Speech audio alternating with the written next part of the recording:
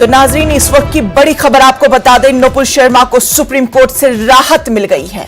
तमाम एफआईआर को एक जगह करने की हिदायत जारी कर दी गई है। सुप्रीम कोर्ट एफआईआर खत्म करने के लिए हाई कोर्ट से रुजू हो सकती है। तो बड़ी खबर, नुपुर शर्मा को सुप्रीम कोर्ट से राहत मिल चुकी है। तमाम एफआईआर को एक जगह करने की हिदायत जारी की गई है।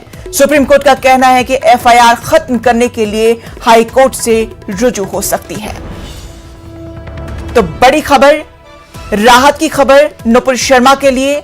सुप्रीम कोर्ट से नुपुर शर्मा को बेहद राहत की खबर मिल चुकी है। तमाम एफआईआर को एक ही जगह करने की हिदायत जारी की गई है।